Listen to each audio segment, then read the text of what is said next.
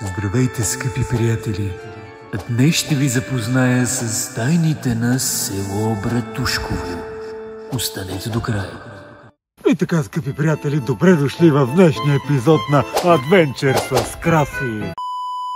Ето тук зад мен може да видите полята, които открихме до сега с моят скъп, с моят прекрасен оператор. Извинете, скъпи приятели, и може ли мен? Извинете, скъпи приятели, малко съм развълнуван, защото това е вторият клип в моят YouTube канал. Затова нека да започваме напред!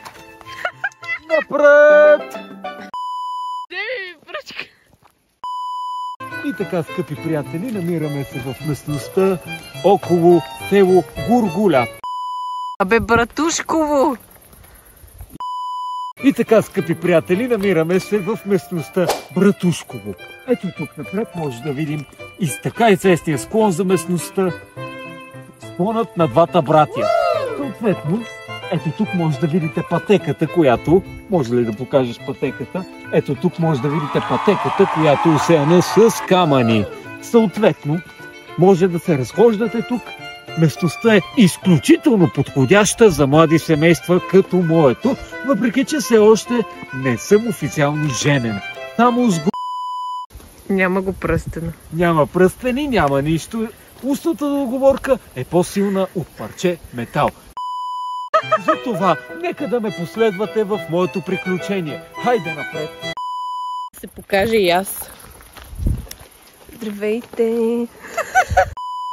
Защо ще ме режеш? Значи аз тук съм ти оператор. Това са врати за кошара, където ходят овцете и козите. Изключително добро попълнение, скъпи приятели, от моят оператор. Ето тук може да видим мъх. Покажи мъха по-отблизо. Ето тук може да видим този мъх, който ни подсказва, че доскоро е имало живот наблизо. Ето тук има още израстъци. Затова, скъпи приятели, винаги внимавайте, когато сте в планината. Точно така, ето този жълт цвят показва, че има пчели наблизо. Нека да продължим към безкрайното и необятно свърталище, което се намира в село Братушково, на 30 км от София. Последвайте ме. Искам и аз да бъда влогър. Ами кой? Чакай. То там няма какво да гледаме. Перфектни.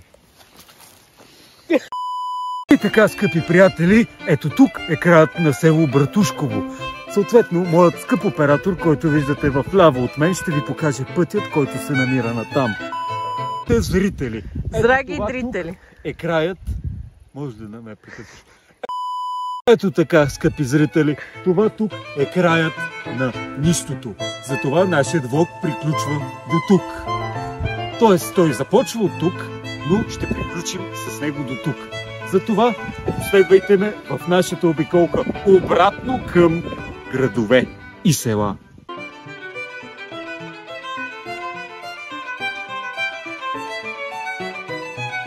И така, скъпи приятели, от тук започва нашето приключение обратно към града. Съответно, последвайте ме, за да видите какво ще се случи през нашето приключение. Последвайте. Както виждате, там горе е хълма, а гората на село Братушково. Но нека да оставим откривателя да говори, аз нищо не знам. И така, скъпи приятели, ето там горе може да видим гората. И така, скъпи приятели, ето там горе може да видим типичната за местността гора в село Братушково. Гора! Гора на гръцки значи площад. Древна Гърция. Акропол сета. Ето там виждате типичен пример за Борова гора. А тук виждате типичен пример за гръцки бог на красотата. Хайде, скъпи зрители, напред! И така, скъпи приятели, имаме моментна спирка на ето това място, за да проверим ето тези прекрасни плодове. И не ви препоръчвам да бъдат консумирани, понеже могат да бъдат отровни. Какво за него? Не знам, това е, което измисли. Скъпи приятели, може да забележим ето тук на поредната ни спирка новото цвете, което открихме. Тоест това е растение, което не бива да консумирате, понеже самото растение може да ви доведе изключително много вредни събития във вашия организъм. Как се казва това растение? Това растение се казва мечо грозде номер 2. Second version. Ето тук виждаме, че отличителните за плода черни плодове. Искаш ли да ти кажа как се казва? Как? Арония. И така, скъпи приятели, на поредната ни спирка откриваме много типично за местността растение. Неговото име е арония. Отличителните му белези са тези черни плодове, които може да забележим. Те са много изкусителни, но не ви препоръчам да го консумирате, понеже те могат да доведат до сравнително неприятни ефекти за чревния тракт. Затова нека да продължим със своето пътуване и да оставим тези прекрасни растения да растат и да се развиват преди да дойде зимата. Хайде с мен, нека продължим. И така, скъпи приятели, отново спираме, за да опознаем родината. Последвайте ме, за да проверим какво се намира в ето тази област. Последвайте ме. Ето тук, скъпи приятели, може да открием типична за местността жива вода. Тоест, пускаме водата и тя започва да тече. Изключително, нали, скъпи приятели? Това е едно изключително явление в природата, което може да се забележи само в село Братушково. Само в село Братушково. Ето тук може да видим и местния охлюв. Здравей, охлюв! Сега, скъпи приятели, ще се опитаме да съживим този охлюв, като му дадем необходимата му вода. Последвайте ме, ето тук. О, не, той е празен. Виждате ли, скъпи приятели? Но не, този охлюв е празен. Знаете ли защо този охлюв е празен, скъпи приятели? Заради неуважението на хората и на местните. Неуважението към природата, скъпи приятели. Ето този охлюв си отиде от света. Повярвайте ми, скъпи приятели, когато едно животно си отиде, всеки един вид в тази природа е в опасност. Разбирате ли, скъпи приятели? Всяко едно животно, което си отиде от природата, то остава след себе си своята следа. Но когато охлювите престанат да се размножават, тогава земята и човечеството ще бъдат погубени. Затова, скъпи приятели, пазете охлювите, не оставайте те да бъдат в ето това състояние, празни и кухи. И така, скъпи приятели, нека да проверим какво се намира там. Скъпи репортер, оператор, покажи. Ти си репортер, аз съм оператор. И така, в момента виждате тук ли ще ме отдавиш? И така, скъпи приятели, в момента виждате кадри от моят прекрасен оператор, който показва местната река. Реката на село Братушково. Ето там може да видите колко е пълноводна през сезона. Сезонът на есента, който наближава.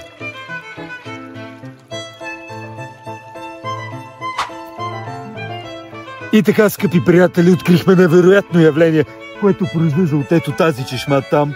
Съответно, ето тук, скъпи приятели, би ли показал, ето тук виждаме отходната тръба в село Братушково.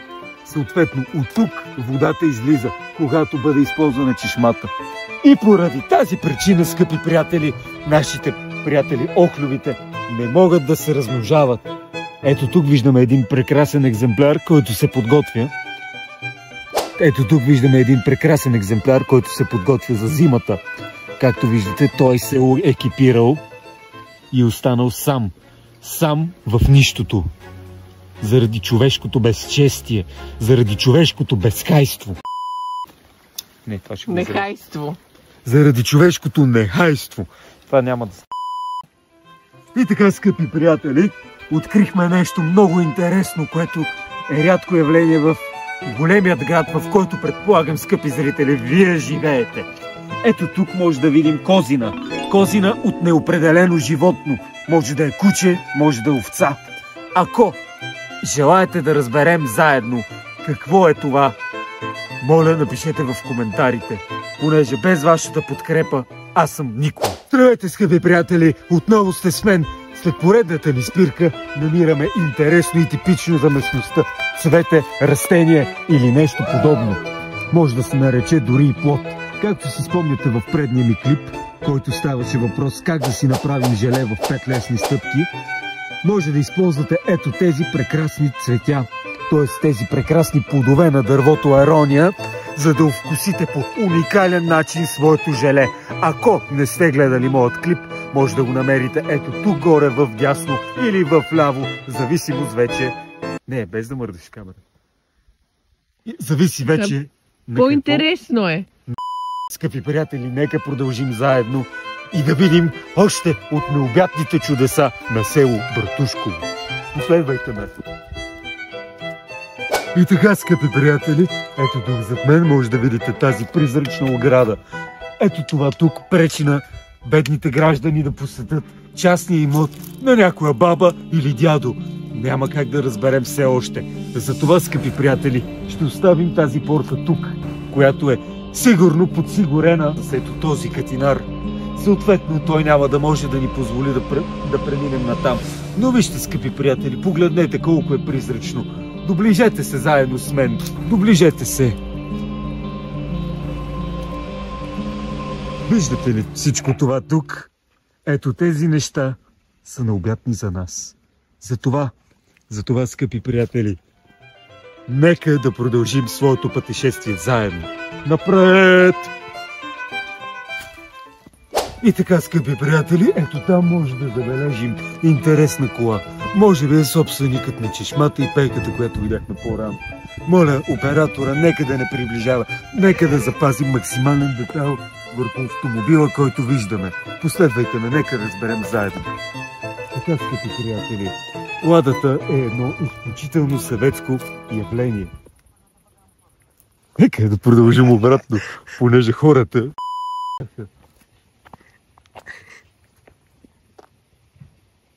Виждаме дядо.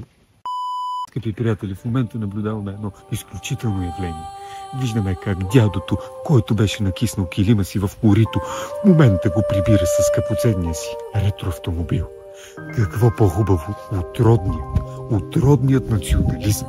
Но не този национализъм, който познаваме, а национализмът, който запазва традициите в семействата и в нашата българска общност. С това, скъпи приятели, последвайте ме, нека заедно се докоснем. Нека да се докоснем до майката земя. Мама е червен. Няма значение, скъпи приятели. Последвайте ме, просто ме следвайте. Също така не забравяйте да се абонирате в горния ляв или десен ъгъл. Зависи как ви излезне в клипа. И не забравяйте най-вече да коментирате и да харесате клипа. Защото без вашата подкрепа този канал няма как да просъществува, няма как да продължа да се боря. Аз ще качвам, но няма да го правя с удоволствие. Правя го за вас, за теб. За теб. Дори за теб. Затова последвайте ме.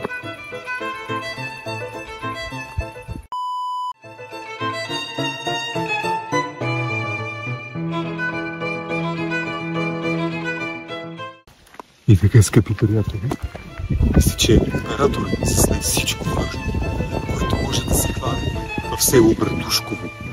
Това са местни жители, баба и дядо. Те споделят живота си 40 години. Последвайте ме, скъпи. И така, скъпи приятели, здравейте! Този път съм от другата страна на камерата. Ето тук може да забележим моята спътница в живота и годеница, застанала точно пред аронията. Точно пред аронията, която предаде Павел и Цезар. Няма значение. Юлий Цезар бе. Павел. Кой Павел? Брата на Юлий. Както и да е. Ето така, скъпи приятели, тук наблюдаваме типичния за местността плод арония, поредният плод. Погледнете само качеството на този плод, колко е пищен, колко е пощен. Ето така, скъпи приятели, тук имаме пейка. Пейката, която се подава от завесата на аронията. Тя ми прилича на маса. Тихо. улица. И така, скъпи приятели, отново сме свидетели на... И така, скъпи приятели, отново сме свидетели на едно изключително явление. Ето тук може да забележим типична за местността жаба, която се мърда постоянно във водата. Ето тук някъде се намираше тя. Но тя е изключително бърза и ловка. Затова, скъпи приятели, пазете природата, понеже тя е нашата майка. Нашата къща. Нашия дом. И така, скъпи приятели, отново сме преследвани от една лада. Ладата, Е, тук е единственото място да се скрием. Последвайте ме, скъпи приятели. Ето е ладата. Ето тук, да мине ладата. Дано да няма кърлежи, скъпи приятели. Понеже ако има, нещата ще бъдат доста лоши. Колата минава при нас. Драгите хора ни поматкаха. Ето, виждате колко са гостоприемни хората в село Братушково. Затова ние спазваме и пазим тяхното родно място. Затова, скъпи приятели, препоръчвам ви при първа възможност да посетите това прекрасно и феноменално място. Понеже ако не го посетите през скромният си живот, вие ще сте изгубили повече, отколкото сте спечелили. Ето това гостоприемство, тази жълта лада, хората, които ни помахаха. Нека да ги срещам по-късно. Заповядайте с мен, последвайте ме. Добре дошли отново, скъпи приятели. Спирам тук. Добре дошли отново, скъпи приятели. Спирам тук, за да ви покажа новата забележителност, която открихме. Скъпа приятелко, би ли се приближила към мен? Ето така, скъпи приятели. Ето там може да видим една прекрасна табела, която би ни дала много полезна информация на къде да поемем в тази необятна джунгла. Последвайте ме, скъпи приятели. След мен, скъпи приятели.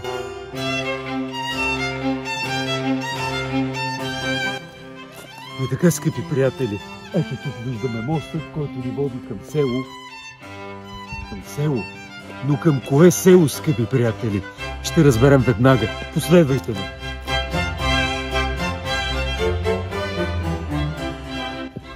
И така, скъпи приятели, този мост ни води към село Бурголян и към село Черквата.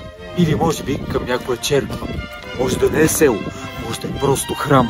Храмът на нашия Господ Бог.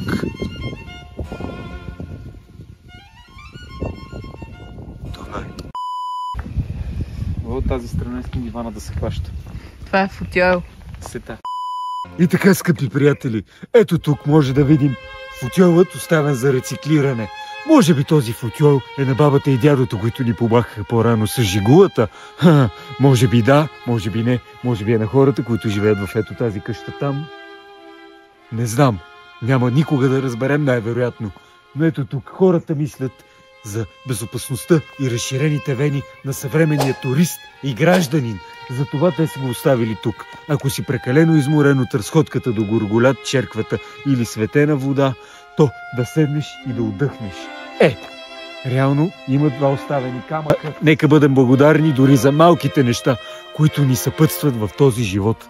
Затова, скъпи приятели, последвайте ме напред. Също така, не забравяйте да коментирате, харесате или споделите моето видео. Правя го за вас, скъпи приятели. Само и единствено за вас.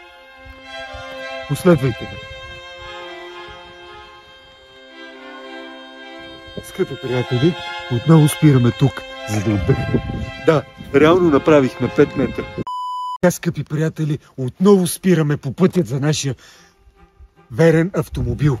Така, тук виждаме човешката следа, което е останало в селото. Ето този цимент. Доближете, моля, нека да се види. Ето тук този орех прегазен, може би от ладата, може би от някое друго диво животно. Този орех, който води към ето тази къща. Къщата, която е архитектурното чудо на село Братушково. Ето тази къща, която е направена само единствено от плексиглас и изкуствени материали. Ето тук виждаме нейната ограда и нейния прайвеси. Ето тук може да видите начинът за обединение на самите хора. Те се обединяват тук по този начин, като купуват изкуствена трева. Но защо? Защо сме принудени, скъпи приятели? Защо сме принудени да купуваме изкуствена трева, за да прикрием всичко това, за да прикрием нашия хабитат? Скъпи приятели, не правете това! Не правете това! Съдете естествени и живи прашляни, овошки, лозници или кой както го нарича. Затова, скъпи приятели, нека да продължим и да се отправим към нашия дом. Последвайте ме, скъпи приятели.